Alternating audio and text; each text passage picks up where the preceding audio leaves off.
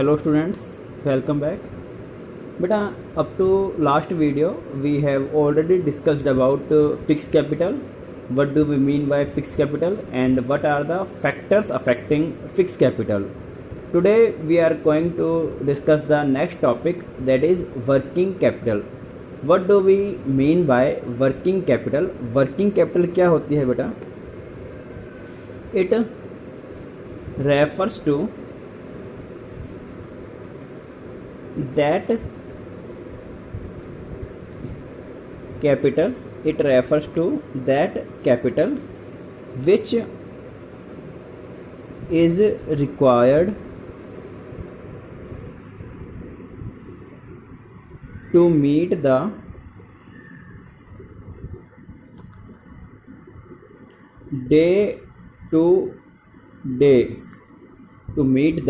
day-to-day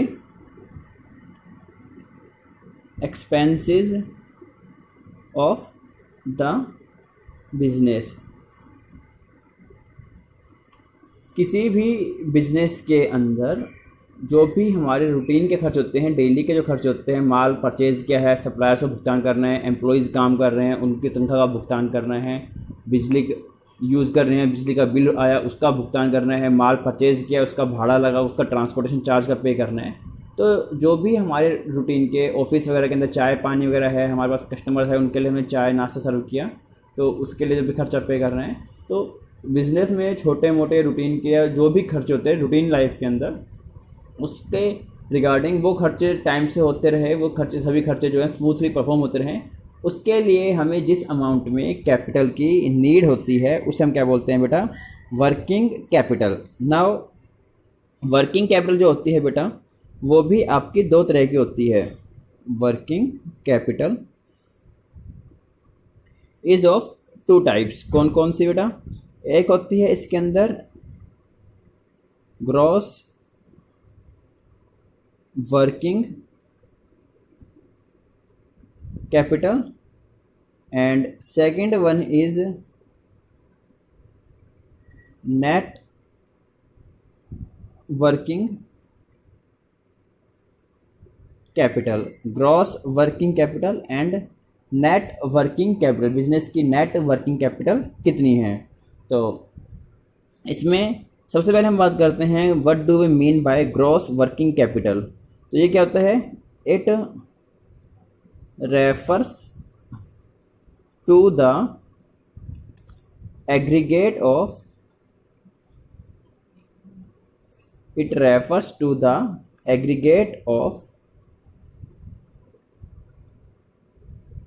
current assets in the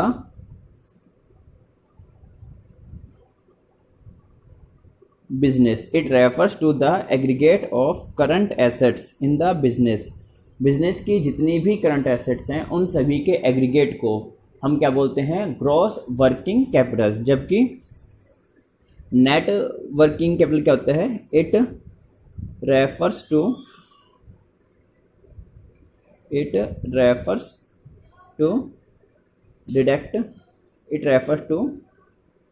the amount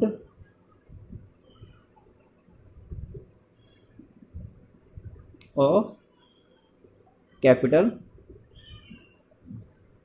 left after deducting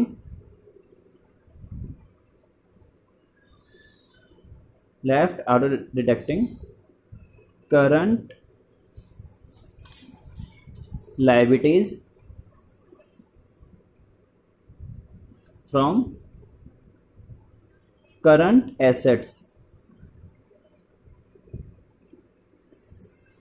ये वो amount होती है जो बिजनेस के अंदर, ठीक है, करंट एसेट्स में से जो करंट लाइबिलिटीज़ को जो लेस करके जो नेट कैपिटल बचती है कि रूटीन के जो खर्चे हैं उनका भी भुगतान करने के बाद हमारे पास कुल कितनी नकदी बचती है उसको हम किसके अंदर लेते हैं? Net working capital. It refers to the amount left after deducting current liabilities from current assets. Current assets में से जब करंट लाइबिलिटीज को लेस किया जाता है तो उसके बाद जो अमाउंट बचती है उसे हम क्या बोलते हैं? Net working capital. Net working capital is equal to current assets minus current liabilities. Clear है बेटा। नेक्स्ट आता है what are the factors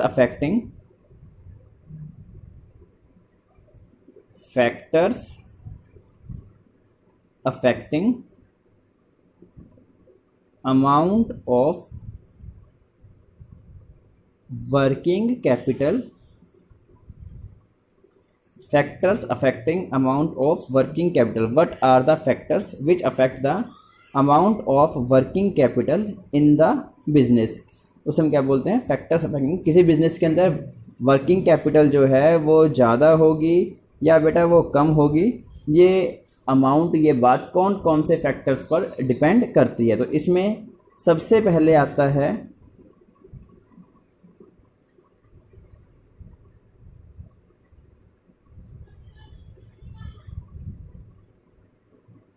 nature of business. सबसे पहले क्या आता है इसके अंदर, nature of business. Nature of business में क्या है कि अगर मैन्युफैक्चरिंग बिजनेस है उस केस में क्या होगा, हमें रॉ मटेरियल से परचेज करना है, मशीनरी से रिलेटेड जो भी खर्चे हैं वो भी करने हैं, वर्कर्स वगैरह है उनको भी पेमेंट करनी है गुड्स की मैन्युफैक्चरिंग के रिगार्डिंग। तो उस केस में क्या होता है, मैन्युफैक्चरिंग बिजनेस के अंदर हमें ज़्यादा अमाउंट में वर्किंग कैपिटल की नीड होती है, जबकि in case of trading business और सर्विस बिजनेस ऐसी कोई नीड इसके अंदर नहीं होती। So less amount of working capital is required. Second one, scale of business. Scale of business का मतलब क्या है, अगर बिजनेस को बड़े स्केल पर ऑपरेट किया जा रहा है उस केस में बेटा हमें ज़्यादा अमाउंट में वर्किंग कैपिटल की नीड होती है, और अगर बिजनेस को स्मॉल स्केल के ऊपर परफॉर्म किया जा रहा है उस केस में हमें लेस अमाउंट के अंदर वर्किंग कैपिटल की नीड होती है। नेक्स्ट होता है बेटा इसके अंदर technique of production. Technique of production. Technique of production का मतलब क्या होता है बेटा, आपको हमने फिक्स कैपिटल में भी डिस्कस किया था। There are usually two types of manufacturing technique, that is capital intensive technique and labour intensive technique. अगर कैपिटल इंटेंसिव टेक्निक से काम कर रहे हैं तो एक बार बड़ी इन्वेस्टमेंट लगती है मशीनों को परचेज करने में, बट उसके बाद हमें नंबर ऑफ एम्प्लॉयज़ काफ़ी कम हो जाते हैं, तो मंथली एक्सपेंसेस जो हैं वो एम्प्लॉयज़ की सैलरी के रूप में जो होते हैं वो काफ़ी कम होते हैं। जबकि अगर लेबर इंटेंसिव टेक्निक के थ्रू प्रोडक्शन किया जा रहा है तो एक बार मशीन की लागत तो बढ़ जाती है, बट उसके रिगार्डिंग उसी प्रपोर्शन में हमें नंबर ऑफ एम्प्लॉयज़ या नंबर ऑफ वर्कर्स है वो इंक्रीज़ करने पड़ते हैं, और फिर पर मंथ इनकी सैलरी वर्क के रूप में हमें पेमेंट करनी होती है। तो उससे क्या है, more amount of working capital is required. Next होता है बेटा इसके अंदर डाइवर्सिफिकेशन।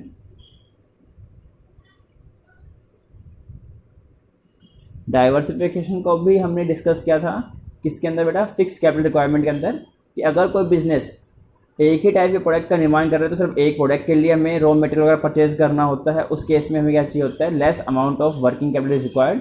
बट अगर कोई बिजनेस मल्टीपल टाइप्स के प्रोडक्ट्स का मैन्युफैक्चरिंग कर रहा है, फॉर एग्जांपल सैमसंग है, वो टीवी भी बना रही है, स्मार्टफोन भी बना रही है, वो एयर कंडीशनर भी बना रही है, या फिर हम कहते हैं रेफ्रिजरेटर भी बना रही है, तो हर एक प्रोडक्ट के लिए सेपरेट रॉ मटेरियल्स की नीड होगी। उस केस में हम क्या है, सभी के लिए अलग अलग बल्क क्वांटिटी के अंदर रॉ मटेरियल परचेज करना पड़ेगा। अलग अलग प्रोडक्ट के लिए अलग अलग स्पेशलिस्ट है, मैन पावर है, या एक्सपर्ट्स कह सकते हैं, एम्प्लॉयज़ हैं, वो हायर करने पड़ेंगे। इस वजह से बिजनेस की जो वर्किंग कैपिटल रिक्वायरमेंट होती है वो काफ़ी बढ़ जाती है। नेक्स्ट होता है बेटा इसमें seasonal factor. Seasonal factor, seasonal factor का मतलब क्या होता है बेटा, कि बिजनेस के अंदर यूजुअली हम कहते हैं कि सेल के पॉइंट ऑफ व्यू से या प्रॉफिट के पॉइंट ऑफ व्यू से हम उसको दो पार्ट्स में डिवाइड करते हैं। एक होता है रिसेशन पीरियड, एक होता है बूम पीरियड। बूम पीरियड में अक्सर प्रोडक्ट की डिमांड काफ़ी अधिक होती है, हम कहते हैं तो सीजन का टाइम होता है, उस समय माल ज़्यादा बिकता है। तो जब माल की डिमांड ज़्यादा होती है, उस समय हमारी सेल भी काफ़ी हाई होती है, तो उस समय में हम ज़्यादा माल परचेज करते हैं, ताकि उस समय मार्केट में माल की मांग होती है, और हम एक्स्ट्रा स्टाफ वगैरह भी अपॉइंट कर लेते हैं, जिस वजह से बिजनेस की जो वर्किंग कैपिटल रिक्वायरमेंट है वो बढ़ जाती है। जबकि in case of recession period, जिस समय मंदी का समय होता है, मार्केट में प्रोडक्ट की डिमांड नहीं होती, दुकानों पे काम अक्सर नहीं होता, तो उस केस में क्या है, हम माल भी कम परचेज करते हैं। और अगर मान लो बिजनेस में 3 एम्प्लॉयज़ की रिक्वायरमेंट है या 4 एम्प्लॉयज़ की रिक्वायरमेंट है, तो एक्स्ट्रा स्टाफ को हटा दिया जाता है। और अगर फिर भी हम सोचते हैं कि 4 एम्प्लॉयज़ की रिक्वायरमेंट है, तो भी हम 2 या 3 एम्प्लॉय से ही काम चलाने की कोशिश करते हैं। That mean less amount of working capital is required. Next होता है बेटा इसके अंदर credit allowed.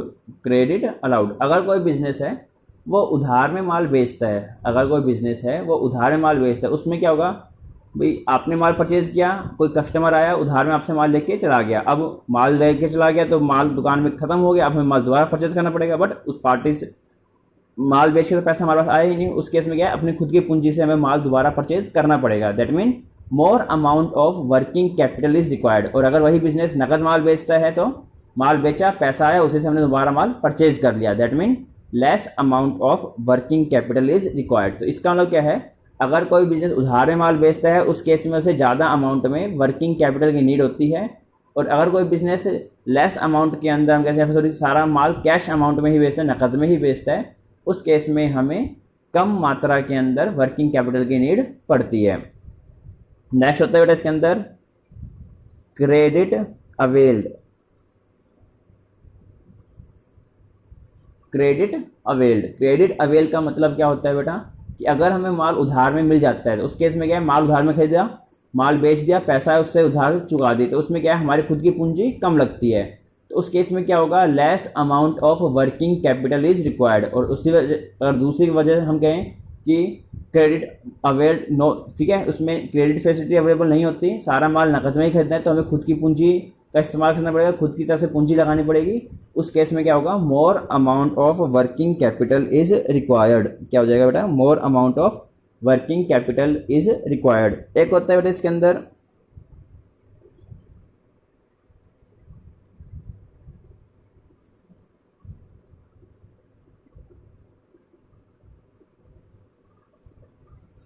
Efficiency of employees. अगर बिजनेस में जो हमारे एम्प्लॉयज़ हैं वो एफिशिएंट हैं, उस केस में क्या होगा, एफिशिएंट एम्प्लॉयज़ हैं तो मैक्सिमम प्रोडक्शन करेंगे, मिनिमम वेस्टेज करेंगे, रॉ मटेरियल वगैरह है उसकी वेस्टेज कम से कम होगी, जिससे क्या होगा कि बिजनेस की जो कॉस्ट है वो कम होगी और हमें लेस अमाउंट के अंदर वर्किंग कैपिटल की नीड होगी। अगर बिजनेस में जो हमारे एम्प्लॉयज़ हैं वो ज़्यादा एफिशिएंट नहीं है तो माल की ज़्यादा वेस्टेज होगी, और माल की वेस्टेज होने की वजह से क्या है, एक तो लागत बढ़ेगी और उससे क्या होगा, हमें more amount of working capital will be required. Clear है बेटा। नेक्स्ट होता है बेटा इसके अंदर